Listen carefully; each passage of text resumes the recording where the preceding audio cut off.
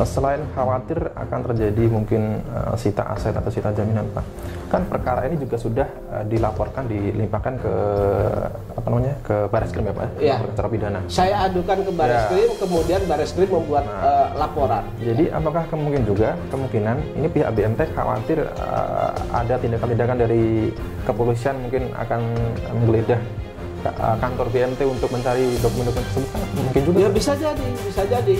Kan begitu, memang aparat punya kewenangan untuk menggeledah mereka. Apalagi ini sudah saya laporkan juga ke OJK, kemudian Menteri Keuangan, kemudian Departemen Kehakiman. Padahal awal ajakannya itu kayak sama-sama, yang terjadi malah kebalikannya.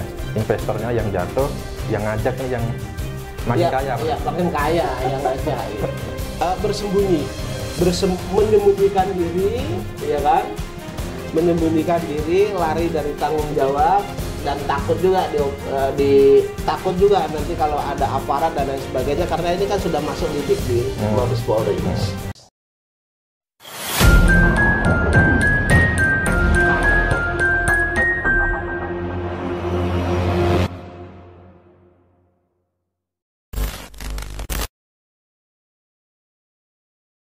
Assalamualaikum Pak Zaini. Waalaikumsalam warahmatullahi wabarakatuh. Alhamdulillah. Gimana puasanya lancar, Pak? Alhamdulillah lancar, Mas. Gimana Mas Haji? Alhamdulillah, Pak. Alhamdulillah. Ini Pak, ini ada yang perlu saya tanyakan, Pak. Baik. Ini terkait kemarin yang Bapak Zaini sampaikan mengenai bahwa ruko atau kantor BMT ini kan dijual, Pak. Nah, ini kan yang dilihat dari ini visual yang Bapak sampaikan itu kan, foto itu, ini ada keterangan dari agen itu, Pak, agen properti itu, Pak, ya. Jadi agen, suruh menghubungi agen tersebut, ya. Gitu, Pak. Nah, ini kan disinyalir ini adalah bentuk kepanikan dari BMT karena khawatir jika pengadilan mengabulkan gugatan dari Pak Zaini kan akan terjadi potensi sita jaminan atau sita aset, Pak. Iya. Nah, kalau memang seperti itu, artinya kan ini hanya rukonya yang dijual, jadi BMT tetap beroperasi. Artinya kan seharusnya ada pemberitahuan kepada debitur-debiturnya, Pak. Itu tidak ada, Pak. Jadi begini, Mas, kalau itu kantor, normalnya kantor, ketika itu pindah tempat, pindah tempat, biasanya kan ditulis di rukonya itu atau di kantornya itu. Pindah misalnya, kemana gitu ya? Pindahnya kemana, bisa menghubungi ini dan lain sebagainya. Tapi ini di depan kantornya itu, yaitu ruko itu, di sana sama sekali tidak ada. Tidak ada pengumuman itu. Bahkan tetangga kanan kiri pun tidak ada yang tahu pindahnya kemana. Kemudian informasi yang saya dapat dari teman-teman Masjid Darussalam Kota Wisata itu justru banyak baik itu debitur maupun itu nasabah, ya.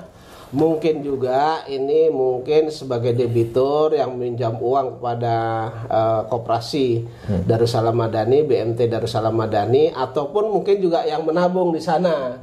Informasi dari teman-teman di masjid itu, orang-orang itu datang ke kantornya tidak, karena di sana sudah tutup. Kemudian mereka mau cari kemana kan nggak ngerti, lalu mereka datang ke masjid dan begitu, menanyakan kepada orang-orang masjid tersebut. Tetapi informasi yang saya dapat dari beberapa teman di masjid juga tidak tahu pindahnya kemana. Jadi menurut saya ini adalah bentuk kepanikan daripada BMT sendiri. Mungkin juga berkaitan dengan laporan pengaduan saya di Mabes, kemudian gugatan saya, dan kemudian juga dari para nasabahnya sendiri. Mungkin ketika ini meledak perkaranya, ada gugatan, tentu mungkin image negatifnya juga ada begitu, sehingga mereka yang punya tabungan di sana diambil gitu. Menarik. Ya, sehingga dengan kondisi seperti itu menyembunyikan diri, Mas Haji. Atau juga mungkin saya pikir karena ini, saya pikir juga bisa juga nanti cari kambing hitam. Maksudnya gimana? Maksudnya begini, ini kan saya kaitkan dengan kejadian pada awal bisnis batu bara ini gagal bayar atau macet. Saya kan akan maju memperkarakan Yusuf Mansur ini kan begitu. Ya. Yusuf Mansur dan kawan-kawan. Namun dari beberapa orang termasuk juga orang BMT itu yang mencegah saya untuk memperkarakan ini. Karena apa? Kalau nanti saya perkarakan ini, gara-gara saya memperkarakan ini nanti semua tidak dibayar gitu loh. Jadi ancaman mereka jangan gara-gara cuman kamu memperkarakan sehingga orang nanti pasang badan dan lain sebagainya sehingga semua tidak dibayar. Nanti itu kesalahannya menjadi kesalahan kamu gitu loh. Saya yang salah maksudnya gitu. Ya. Nah, sekarang ketika ini ada gugatan mungkin akan cari kambing hitam juga gitu loh. Kambing hitamnya gara-gara ada gugatan lalu BMT ini hancur kan begitu. Kemungkinan besar dugaan saya seperti itu. Tetapi kemungkinan juga BMT itu sudah hancur sebelum saya gugat kan begitu. Iya. Karena kan terlihat dengan jelas awalnya biasa-biasa saja, kemudian ada bisnis batu bara ini mereka bisa beli kantor sendiri yaitu ruko, kemudian direnovasi besar-besaran ya kan. Kemudian setelah tidak ada bisnis ini, ya saya lihat bisnisnya semakin meredup terus gitu loh. Mungkin ini kelimak pada saat kelimak hancur, kemudian saya gugat, ya sudah mungkin hancur sekalian. Tapi mungkin juga bisa mereka tidak memberitahukan sehingga mengkambing hitamkan, karena ini digugat jadi hancur, kalau nggak digugat masih eksis kan begitu mas. Bisa jadi ini dugaan saya. Kalau saya kaitkan dengan pada saat awal itu macet atau gagal bayar gitu. Kurang lebih awal 2010 lah. Saya itu memang dilarang. Beberapa orang yang melarang saya, baik itu teman maupun beberapa ulama, ini menjadi aib begitu loh. Ini menjadi aib umat Islam.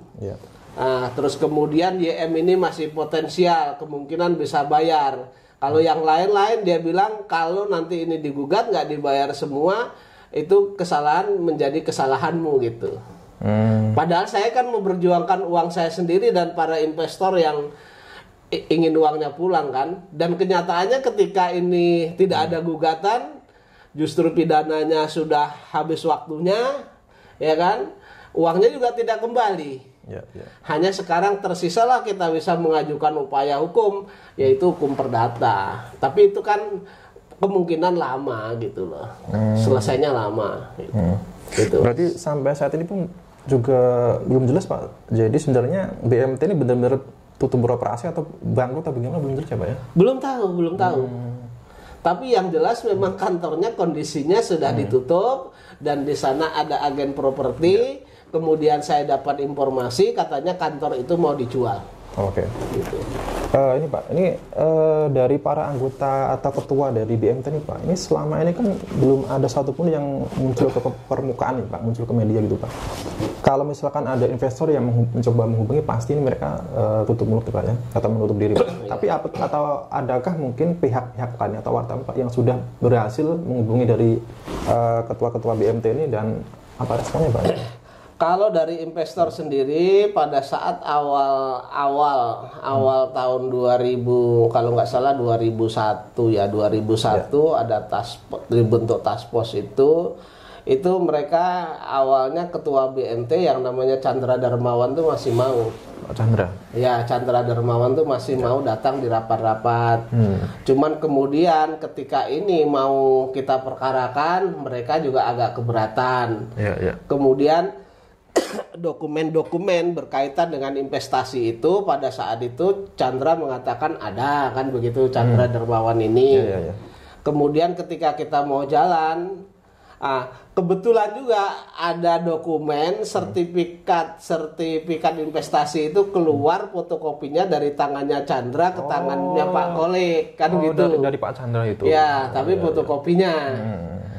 Kemudian ketika itu akan saya minta dalam arti kata begini, persuasif pendekatan kepada BMT minta bahwa fotokopi itu agar nanti diperlihatkan aslinya mau saya bawa ke notaris maksud saya.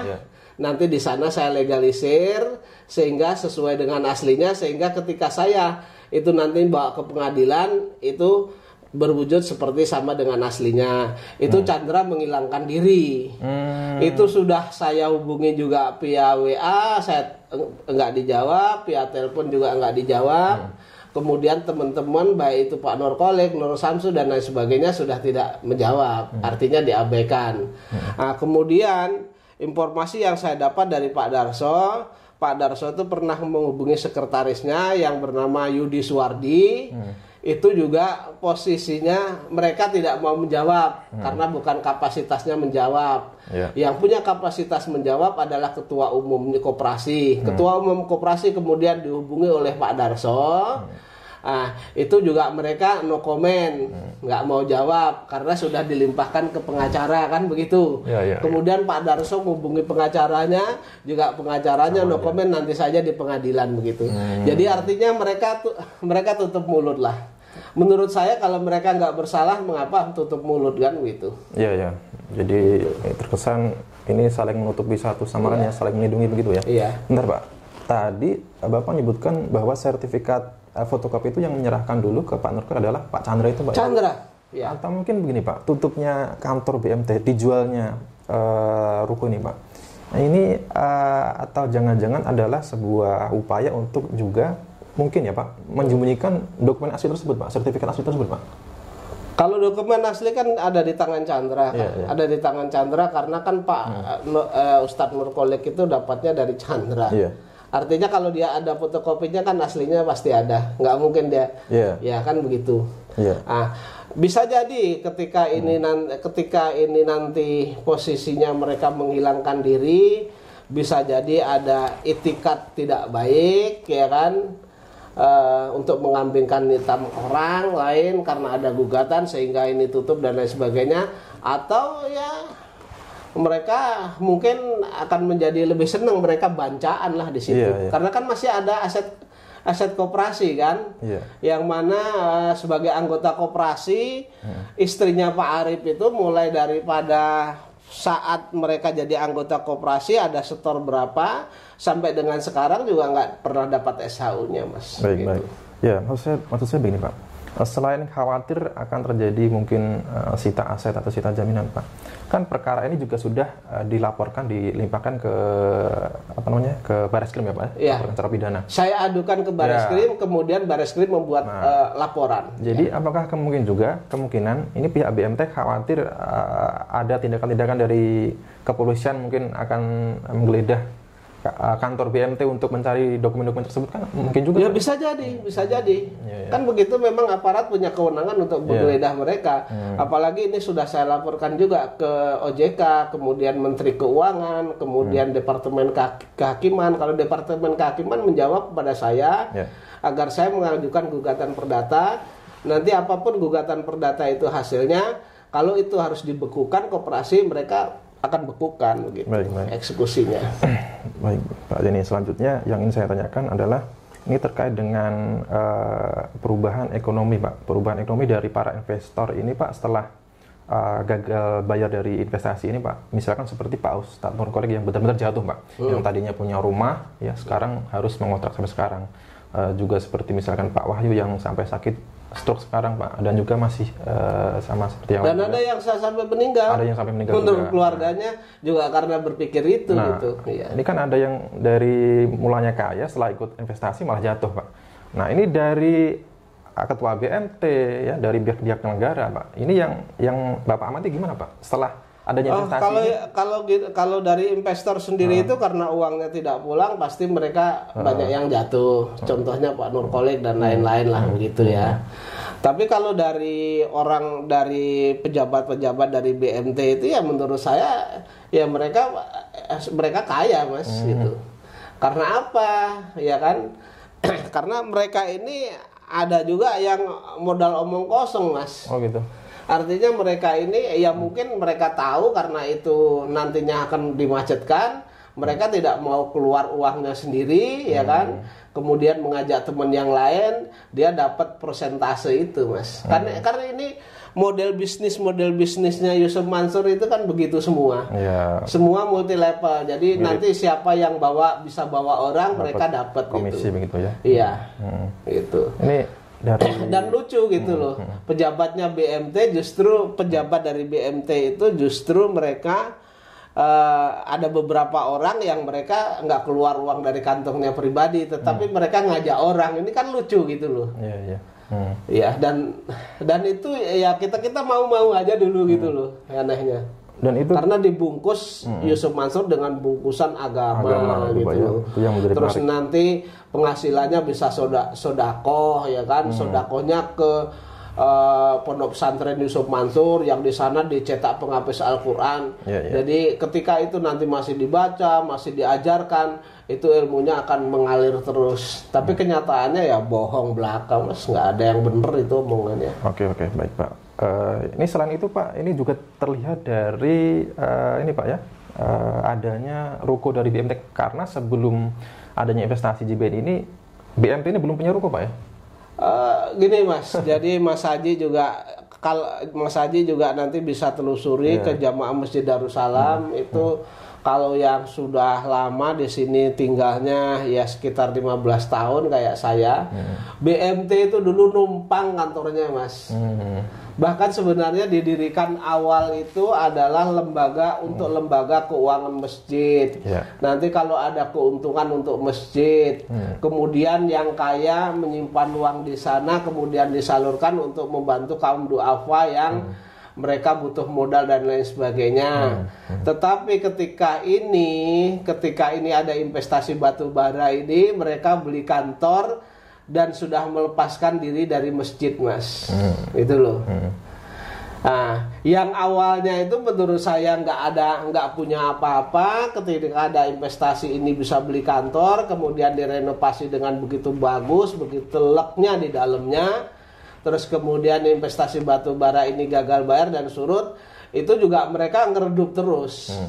Jadi kalau saya bilang grafiknya awalnya grafik biasa Mas, tapi begitu ada investor ini grafiknya naiknya gini, iya kan? Nah, begitu ini juga gagal bayar, ini turunnya begini dan gini terus, nggak pernah naik menurut saya. Oke Pak.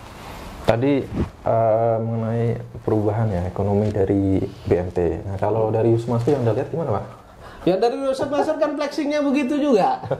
Iya kan? Kan dulu dalam presentasi yang Bapak sampaikan mengajak kaya sama-sama, ngajak kaya bareng-bareng gitu Pak. Ya, jadi mereka ngajaknya saya nggak mau kalau kaya itu sendiri kan begitu. Kalau kaya sendiri saya nggak mau, kemudian aneh kayanya pengennya kaya bareng-bareng, kemudian masuk surga bareng-bareng kan gitu. Tapi kenyataannya kan investor babak belur, ya kan, investor babak belur, kemudian UYM senang-senang, UYM senang-senang, kemudian BMT juga tidak bertanggung jawab terhadap investasi dari para jamaah ini kan. Ya kalau BMT itu bertanggung jawab, seharusnya karena mereka yang membuat atau menginisiatif dengan UYM bisnis ini, tentu mereka seharusnya yang cuci piring, bukan saya Mas gitu. Iya, baik. Kalau saya kan hanya investor biasa, tapi karena nggak ada yang cuci piring, ya sudah saya mau cuci piring sekarang gitu. Baik. Nah, nanti hasilnya gimana? Saya tidak kepikiran ke hasil Mas. Yang penting saya sudah berbuat baik untuk diri saya, untuk investor yang lain nantinya begitu, yang terzolimi itu. Baik. Padahal awal ajakannya itu kaya sama-sama, yang terjadi malah kebalikannya. Investornya yang jatuh, yang ngajak ini yang makin kaya. Iya, makin kaya yang ngajak gitu. Iya. Tapi insya Allah lah itu harta-harta yang kayak gitu nggak berkah lah Mas. Kita lihat saja nanti hidup pada akhir ending hidupnya YM dan keluarganya, kemudian ending hidupnya orang BMT dan keluarganya di akhir hayatnya nanti gimana, kita lihat masih diterima bumi atau enggak. Baik Pak. Gitu. Oke Pak, ini selanjutnya di persidangan berikutnya Pak Jani menantang BMT maupun Yusuf Mansur untuk hadir Pak ya. Nah ini kita lihat ini, karena saya juga masih penasaran nih sebenarnya bagaimana wajah-wajah dari anggota BMT, ketua BMT ini saya belum pernah melihatnya. Pasti akan menarik kalau misalkan ini pihak BMT berani datang, tapi kayaknya nggak ada yang ini Pak ya. Jadi gini, sudah saya sampaikan secara terbuka, ya kan. saya minta ada sumpah pemutus di pengadilan itu. Permintaan itu permohonan itu saya sampaikan kepada majelis hakim, kemudian tembusannya kepada masing-masing kuasa hukum baik Yusuf Mansur maupun BMT. Untuk melapatkan sumpahnya pun sudah saya minta di sana. Ini saja intinya, mereka terlibat atau enggak, gitu ya. Intinya. Kalau mereka tidak terlibat, mereka ucapkan sumpah itu, datang gitu kan? ucapkan sumpah. Ya, tapi kalau terlibat mereka ucapkan, ya nanti tunggulah laknat ataupun siksa dari Allah, itu kan begitu saja. Tetapi saya kalau berani, saya ulang sekali lagi, kalau berani Yusuf Mansur kemudian pengurus BMT mengucapkan sumpah itu, setelah mengucapkan saya mohon izin nanti ke Yusuf Mansur maupun BMT, saya cium kakinya. Ini benar-benar tidak main-main ya Pak Zaini. Nggak main-main saya. Satria saya, kalau saya ngomong dia berani mengucapkan sumpah, saya cium kakinya, saya cium. Ya. Kalau mereka tidak ada yang datang, berarti kesimpulannya apa Pak? Kalau nanti Yusuf Mansur tidak datang, BMT tidak datang, karena ini sumpah pemutus ini kan nggak boleh diwakilkan dan harus diucapkan dengan lisan, kemudian di hadapan majelis hakim kan. Kalau mereka nggak mau, berarti mereka memang berbohong gitu. Baik. Itu. Baik, Pak Zaini, terima kasih Pak. Jadi terakhir Pak, ini kesimpulannya apa Pak terkait dengan ini tutupnya kantor BMT Pak? Tutupnya tidak ada pemberitahuan kepada debitur-debiturnya itu Pak. Tutupnya kantor BMT dengan tidak adanya pemberitahuan ini, ya apa ya kalau bahasanya bersembunyi, menyembunyikan diri, ya kan? Menyembunyikan diri, lari dari tanggung jawab, dan takut juga takut juga nanti kalau ada aparat dan lain sebagainya, karena ini kan sudah masuk lidik di Mabes Polri. Kemudian dari OJK kan sudah telepon ke saya juga. Oh gitu Pak? Iya, berkaitan dengan laporan saya itu kan begitu. Kalau dari Departemen Kehakiman dan HAM, mereka meminta kepada saya untuk gugat ke pengadilan. Nanti apapun putusan pengadilan, kalau itu harus ditutup, ya mereka eksekusinya mau nutup itu. Baik Pak Zaini. Ini saya tidak main-main perjuangan saya ini gitu loh. Iya. Jadi kalau BMT sendiri ini ditutup mulut, berarti kan ini sama saja ya melindungi yang lainnya Pak ya, seperti melindungi Adiansa, melindungi Sumansur juga Pak ya. Iya kan kroni. Jadi satu set gugatan itu tergugat satu PT Adi Partner Perkasa, tergugat duanya direktur utamanya Adiansa, tergugat tiganya Yusuf Mansur ya kan, komisaris utama dari PT Adi Partner Perkasa. Ya kan, waktu itu dia menerangkan seperti itu, dan 3 orang saksi yang saya hadirkan juga menerangkan bahwa Yusuf Mansur itu mengaku sebagai komisaris utama. Kalau masih ada waktunya dan banyak, saya mungkin bisa menghadirkan 10 atau 20 bahkan ratusan mungkin saya bisa para korban itu ya kan. Mereka juga akan bersaksi sama, memang begitu gitu loh.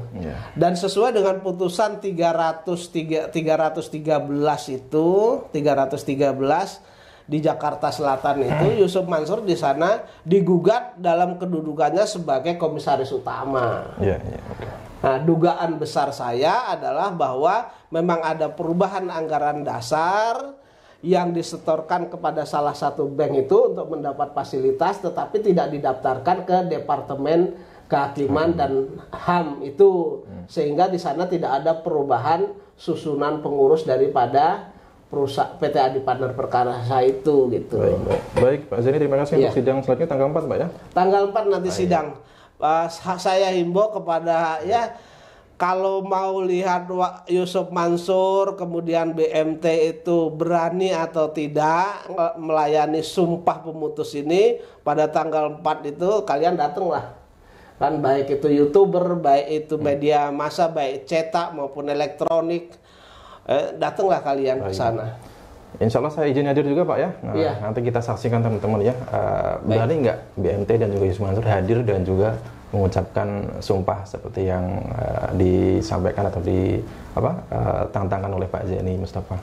Beberapa wartawan ketika mungkin ngelihat YouTube-nya Mas Haji, mereka bertanya, serius tuh Bang katanya, kalau mereka berani datang mau cium katanya.